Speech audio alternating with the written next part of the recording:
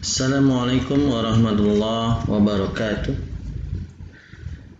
Innal hamdalillah nahmaduhu wa nasta'inuhu wa nastaghfiruh wa na'udzu billahi min sururi anfusina wa min sayyiati a'malina may yahdihillahu fala mudilla lahu wa may yudlil fala hadiya lahu.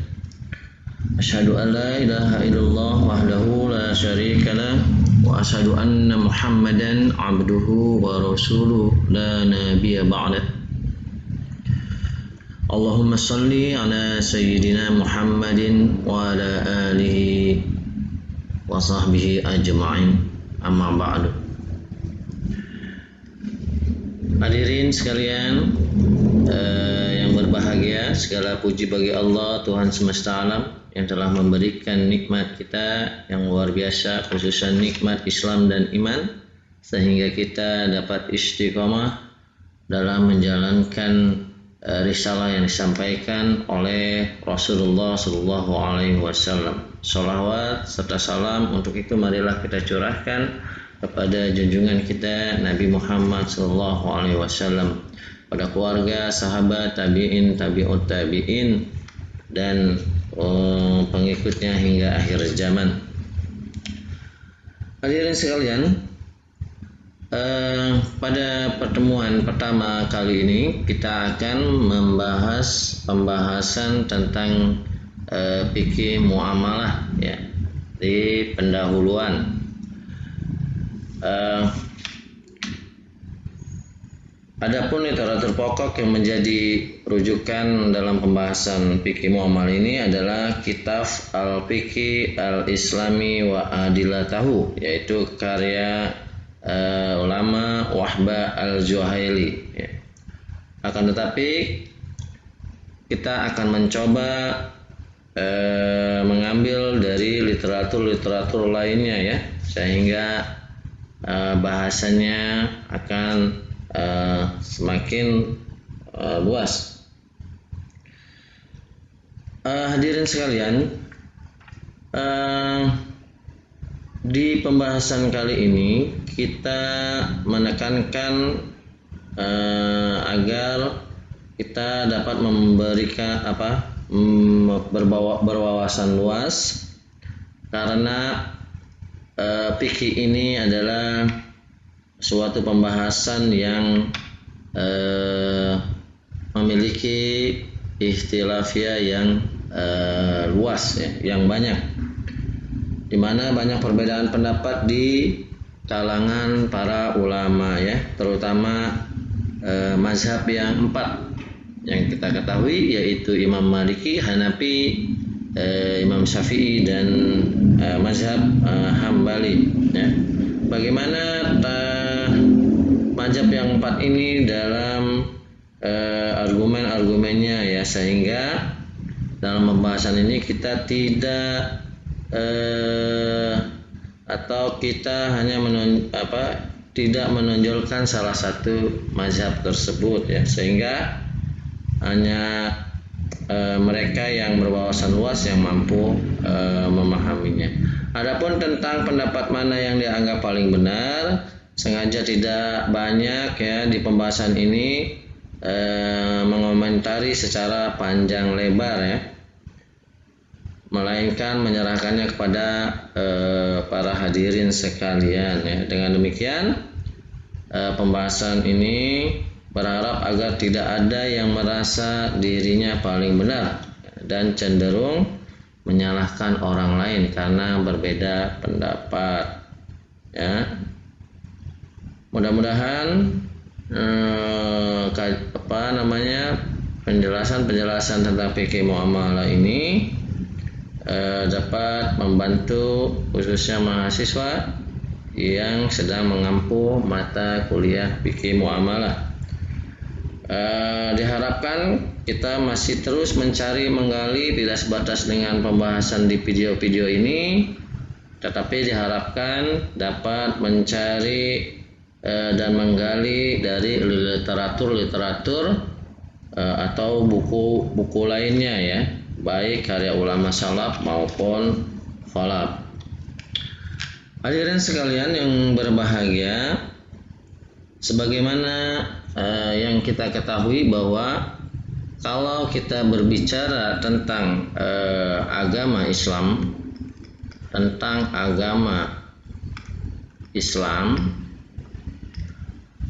maka kita akan mengetahui pokok bahasan utama dari agama Islam atau aspek yang bisa kita pelajari dalam agama Islam. Yang pertama yaitu iman.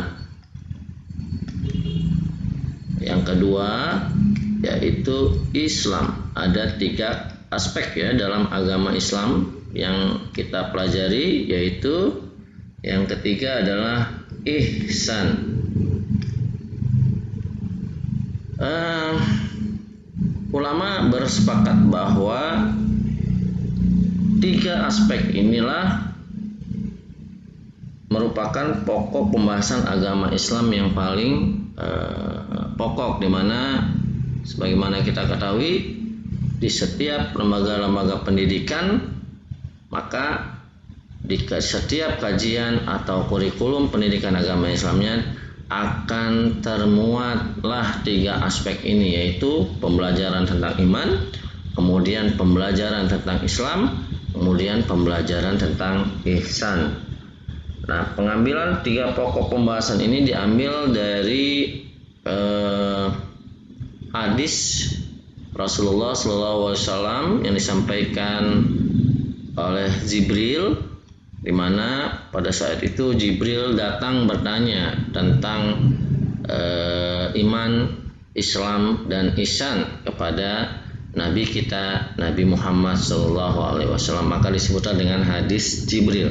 Maksudnya hadis yang dimana riwayatnya itu malaikat Jibril menanyakan bahasan pokok tentang agama Islam kepada Nabi kita Nabi Muhammad SAW. Baiklah, dari 3 aspek ini, dari 3 aspek atau pokok pembahasan ini, kalau berbicara tentang iman, kita akan berbicara tentang rukun iman, ya, yaitu yang rukun iman. Di mana rukun iman ini adalah arkanul iman situn, yaitu ada 6 rukun iman ya, yaitu iman kepada Allah, iman kepada malaikat, iman kepada kitab, iman kepada Rasulullah, Rasul dan Nabi Allah, kemudian iman kepada hari akhir atau kiamat, kemudian iman kepada qada dan qadar ya. Lalu dari rukun iman ini, maka dalam pembelajarannya disebutlah dengan nama ilmu akidah, ilmu yang berbicara tentang iman. Bagaimana kita cara kita mengimani Allah, bagaimana cara kita mengimani malaikat, ya, kemudian Rasul, kitab, dan bagaimana cara kita mengimani sesuai dengan ajaran Islam atau agama Islam, bagaimana kita mengimani hari akhir dan hari dan qada dan qadar ya. Maka disinilah iman akan memunculkan rukun iman, kemudian ilmunya yang disebut dengan ilmu akidah. Kemudian aspek kedua atau pokok pembahasan agama Islam itu akan kita bicarakan tentang apa yang disebut dengan rukun Islam atau seputar dengan rukun Islam ya. Rukun Islam itu arkanul Islam khamsah ya. Rukun Islam ada 5 yang sebagaimana kita ketahui dan kita yakini ya. Rukun Islam itu ada 5. Rukun Islam ada 5, yaitu syahadat, sholat, zakat, puasa, kemudian naik haji jika sudah mampu. Nah, dari rukun Islam ini maka akan melahirkan yang disebut dengan ilmu fikih, ya. Ilmu fikih, di mana ilmu fikih ini merupakan salah satu cabang ilmu pokok dari agama Islam, ya, di mana merupakan aturan-aturan atau mensyarat-syaratkan atau aturan-aturan yang ada dalam ajaran Islam terkait bagaimana kita kaitannya dengan rukun Islam, misalkan bagaimana kita sholat, bagaimana kita zakat, bagaimana kita naik haji, kemudian bagaimana kita beribadah, kemudian bagaimana kita nanti di sini dalam ilmu fikih ini dibagi menjadi beberapa bagian, ya. Dalam ilmu fikih ini ada bagaimana kita berinteraksi dengan sesama manusia, ya, sosial dan kemasyarakatan. Ya, di sini di ilmu fikih terbagi menjadi dua, yaitu fikih ibadah, yang kedua adalah fikih muamalah. Sebetulnya sebagian ulama juga membagi, ya, tidak hanya dua, ada yang membagi 5, ada yang membagi menjadi 3 dan seterusnya yang nanti kita akan bahas di pembahasan, ya. Dalam ilmu fikih ini saya memilih condong ke pendapat ulama yang dua pembagiannya, ya, ada ibadah, ada fikih ibadah dan ada fikih muamalah. Nah, nanti pembahasan kita di pertemuan-pertemuan selanjutnya kita akan membahas terkait fikih muamalah, bagaimana Islam memandang hubungan manusia dengan manusia, manusia dengan alam sekitarnya, ya, manusia dengan lingkungannya dalam perspektif ilmu fikih atau syariat dalam ajaran Islam. Bagaimana hubungan manusia dengan manusia, misalkan berhutang, ya, kemudian ada menggadaikan barang, ada jual beli, itu merupakan bagi bidang-bidang dari hubungan kemasyarakatan, ya, atau hubungan hablum minan nas, ya. Baik, ini kita sudah mengetahui letak yang akan kita pelajari, yaitu kita akan membahas tentang fikih muamalah. Ini yang fokus pembahasan kita di video-video kita terkait dengan fikih muamalah. Kemudian aspek yang ketiga, ajaran pokok dalam agama Islam yang ketiga disebut dengan ihsan, ya. Sebagaimana yang kita ketahui, ihsan ini adalah beribadah sesuai dengan beribadah seolah-olah Allah melihat kita, ya, walaupun tidak melihat kita, Allah lah melihat, walaupun kita tidak melihatnya, Allah melihat kita. Nah, dalam aspek ihsan ini maka lahirlah ilmu yang disebut dengan ilmu akhlak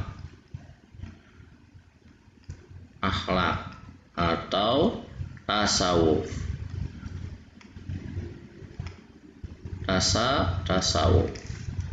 Nah, dalam ilmu akhlak biasanya ini dari ahli-ahli tasawuf, ya, yang membahas terkait dengan ilmu akhlak. Dalam ilmu akhlak ini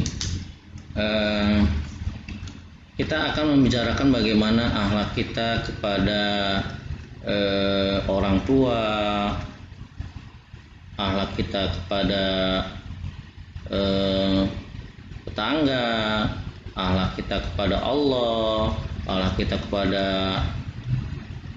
Rasulullah, dan akhlak kita kepada hubungan kita terhadap lintas agama.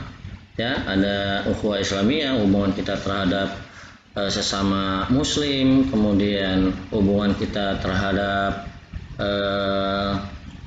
yang di luar muslim, kemudian hubungan kita secara umum, ya. Itu pembahasannya ada di ilmu akhlak. Baiklah, pertemuan kali ini kita mencoba mengetahui letak di mana kita akan mempelajari bahasan-bahasan kita selanjutnya, yaitu aspek 3 aspek pokok dalam agama Islam, yaitu iman, Islam, dan ihsan. Nanti di video-video selanjutnya dalam pembahasan kita dalam mata kuliah fikih muamalah. Demikian pendahuluan dari saya. Semoga ini dapat mengantarkan kita untuk